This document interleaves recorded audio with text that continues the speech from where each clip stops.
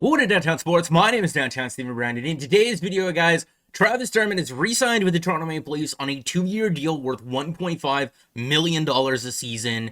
And we're really starting to get an idea of just how much money the Maple Leafs are going to have to work with this offseason and who may or may not be selected by the Seattle expansion draft. But before we get into the salary cap implications, Travis Dermott is a really weird player, so let's have a conversation about him. And Dermott had a really weird season. For about the first half, or maybe even 3/4 of the year, it didn't look like he had much confidence when playing with the puck. So his puck carrying skills really did take kind of a hit, especially offensively, when he got into the neutral zone and out of the defensive zone. I didn't notice him at all. And for a third pairing defenseman, that's not necessarily a bad thing. And then later towards the end of the year, when Rasmus Sandin was getting some time, we were seeing Travis Dermott pressing a little bit, and you noticed him a little bit more for the good and for the worse, I guess. He was making a couple more mistakes. He has that giveaway in the playoffs. And what are we left with this player? And what the chart that's on the screen here is saying is that Dermott, in his role, did a good job at carrying the puck out of the Toronto Maple Leafs' defensive zone and also defending their blue line off the rush. Which I think is fair to say. If you're thinking about how Travis Dermott performs in front of his own net, maybe not the most effective guy. If you're thinking about his decision making, maybe there's some mental lapses there, but he does do a really good job defending off the rush and driving guys wide and cutting them off, not allowing them to get to the net off the rush. But again, it's evident when you're looking at the goals above replacement from this past season, Travis Dermott really did struggle offensively, but he did provide defensive value in the role that he played for the Toronto Maple Leafs. The expected numbers are a little bit kinder to a guy like Travis Dermott, maybe suggesting some bad puck luck was involved there, and that's okay. But my evaluation of the player at the beginning of the video still stands. He didn't look very confident when carrying the puck, especially once he got into the neutral zone, and then especially in the offensive zone. And if we're looking at Maple Leafs defenders from the playoffs in terms of average game score, Travis Dermott was far from the worst defender in that series, and it makes sense. Montreal creates a lot of their offense off the rush, and Travis Dermott does a decent job at defending the rush, so it's not a surprise for me to see Travis Dermott a little bit higher up on this list. But again, the sample is in 3 games, and again, there was that one turnover there. And if we're looking at Dermott's with and without stats, the Maple Leafs, a better offensive team without him on the ice. Like I said, that confidence issue carrying the puck. But defensively, the team fared a little bit better when Dermott was on the ice, and especially on the penalty kill as well. But again, if you're looking at the with and the without stats here, the important thing to remember is that this player did play on the third pair and in a very limited role. But in that role that he did play, he did his job. And that's the thing. When it comes to young players like Travis Dermott, especially players who are about 23, 24 years old, the Vegas Golden Knights had success because they picked players off of teams who had upside but weren't necessarily getting the opportunities. And Travis Dermott is a guy who's gotten opportunities to show that he's more than a bottom pair defenseman, but it's always when someone gets injured. It's always when the team is at its most dire need, and it's just that's not how you do player development. If you want a guy like Dermott to succeed, if you want a guy like Timothy Liljegren to succeed, if you want a guy like Rasmus Sandin to succeed, even a guy like Nick Robertson next season, they need the reps. You need to trust them. You need to allow them to make mistakes. That's what made the 16-17 team so good, is that they allowed those younger players to play elevated roles and make mistakes. And then in the later years, they didn't do that anymore. So there wasn't really any growth or development from those players or from the roster. So your attitude towards Travis Dermott should be the same towards the team when it comes to this player's usage. It's like the old saying, pee or get off the pot sort of thing. Either play and trust this younger player with more of an opportunity for more of an extended time with proper line mates to get him acclimated to playing in those types of situations, or move him, because otherwise you're just driving his value right into the ground. And if you're looking at this roster and you're looking at the cap space in the corner there's an obvious hole to fill at the backup goaltending position. It does not look like Zach Hyman is coming back, so they really do need another top 6 forward, if not 2. If you're looking at the defense and you're not comfortable with Dermott playing in the top 4, or you're not comfortable with Dermott and Liljegren being there, I would say to you to get comfortable with it. Because for the first half of next season, they may not have another choice. I wouldn't mind adding another defenseman to the mix, maybe bringing back a guy like Zach Bogosian, but again, you need to give a guy like Liljegren reps. When he came up, he was already killing penalties because he was already doing that with the Toronto Marlies. He was already playing 23, 24, 25 minutes a night with that team, killing penalties on the power play, being trusted with 1-goal leads late in the third periods. He was already having and doing all that experience. He needs to now play at the NHL level.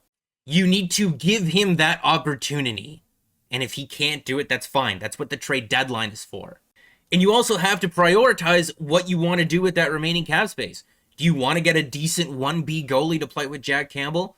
Because maybe you're a little bit worried about his injury history, or maybe you don't want to repeat the same thing that they did with Frederik Andersen, and you don't want him to just play every single game and burn himself out after 2 or 3 years? Do you want to get a couple of forwards to really help this team, right? It doesn't necessarily have to be a defenseman that improves this team defensively or improves this team as a whole, right? Getting better support from your forwards, either defensively or offensively, still improves the team. There's the 6 defensemen on the screen. We talked about a guy like Bogosian. What about a guy like Ben Hutton? They identified him as a player that they wanted 2 seasons ago, where he was having a career year with the Kings, I believe. There were parts of his game that they really liked. I don't believe that was a trade that they made for just a rental guy. They probably do and will have interest in re-signing that player, because your interest in that player, if you liked him then, you're probably going to like him now. And that's a theme with Kyle Dubas. He identifies players who he likes, keeps track of them, and then tries to acquire them later on. Guys like TJ Brody, he originally wanted in the Nazem Kadri deal. A guy like Philip Hallander, who they acquired for Kasperi Kapanen. They wanted to draft him in his draft year. They acquired him after the fact. A guy like Ben Hutton. Maybe they circle back on a guy like Mikael Granlund, because there was a lot of interest in him the past free agency, in trade now. It makes sense, right? If you liked a guy then, you're more than likely going to like him now. You've already done the work scouting him. I don't think that they're lacking depth at the defensive position, especially when you consider the 6 guys on the screen. Maybe bringing back a guy like a Bogosian, maybe adding a guy like Ben Hutton into the mix as well. Maybe it's just one of those guys. But then you also have players like Topi Niemela and Mikko Kokkonen, who played huge roles for Finland at this past year's World Junior Championship. I believe Niemela winning defenseman of the tournament, and Kokkonen, I believe, playing some games with the Marlies already. Another guy like Mac Hollowell. They have lots of guys who need opportunities, and they have some spots. So the only thing that makes sense to do is to give those guys that opportunity. And if they don't work out, well, they got another guy. And if that doesn't work out, they got another guy. And if none of them work out, well, maybe you try to add someone at the deadline. Because if I look at what Brody brought to this team last year, they're a decent defensive team. And like I've already said, you don't necessarily need to add a defenseman to improve the team defensively. You can add some responsible forwards, some two-way forwards that provide some more support and help you out that way as well. And if you want to upgrade the team a little bit more, you can start the season with Pierre Engvall buried in the minors. That saves them an additional $1.125 million against the salary cap, and you can get another upgrade or add another player to the team that way. If he gets claimed, he gets claimed. If he doesn't, that's another player who can play 4th-line center, kill some penalties, be really effective in the way that they were using him in the second half of the season and in the playoffs on the fly, off the bench, being really disruptive in the neutral zone with his long reach and good east-west skating ability. $10.8 million. Is that enough money to get a decent 1B backup goalie? Maybe re-sign a guy like Nick Foligno. I know a lot of people would really, really like that. I would like that. He had decent chemistry with Matthews and Marner. He got injured. It was really unfortunate, but that seemed like a guy who a lot of people were really going to have a lot of fun cheering for. And I want him to be able to experience playing for the Toronto Maple Leafs with fans in the building.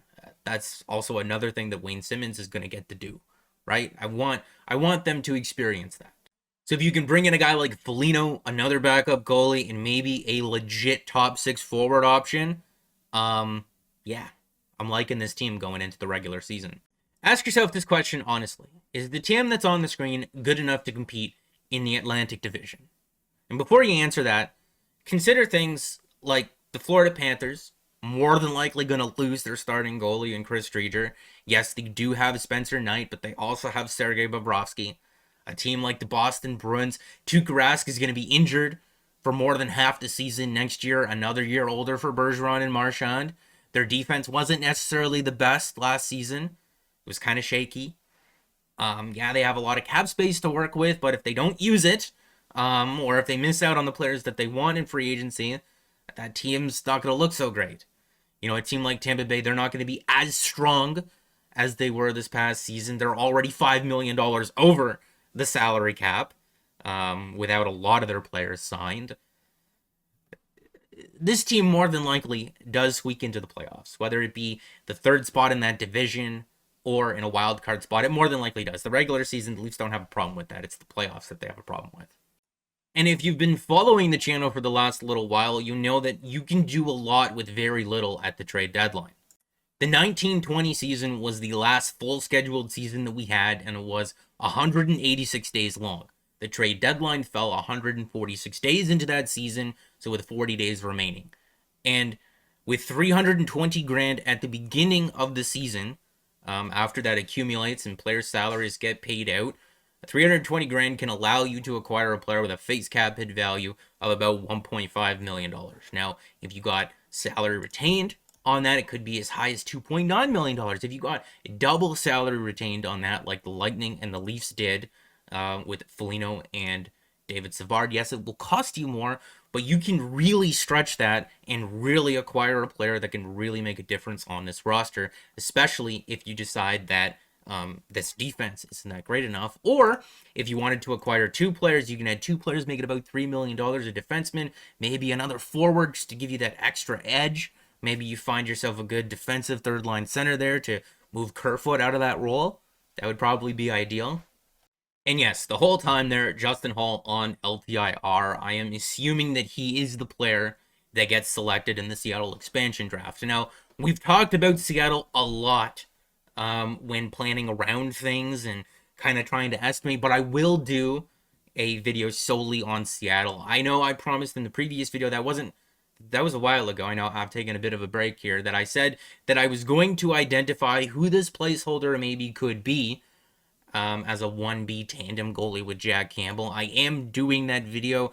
It's just taking a little bit longer than I thought it would because I really want to provide all the contextual stats on all of the goalies who may be available to identify the best possible options for the Leafs. I don't want to just use save percentage or just use face value advanced analytics. I want to be able to provide the full story and the full contextual thing to definitively say, yes, I would prefer this player over the other, and I have to make my own chart and stuff like that. It's going to take a couple hours to do that. So expect that video maybe Saturday or Sunday. But that's going to be it for this video, guys. Make sure to like the video if you did like it and subscribe for more because more is always on the way. And guys, remember, I will be here for the entirety of the offseason. We will be talking a lot about the Leafs, especially over the next month or two as the Seattle expansion draft, the draft, free agency takes place, maybe some trades. Expecting it to be really, really busy over the next 3 or 4 weeks, especially, and I will be here for all of that. And if you guys have any specific questions or anything like that, make sure to leave them down in the comments section. I have done entire videos and in-depth research and stuff like that based on a lot of your guys' comments in the past. And I hope everyone is doing well. So take care.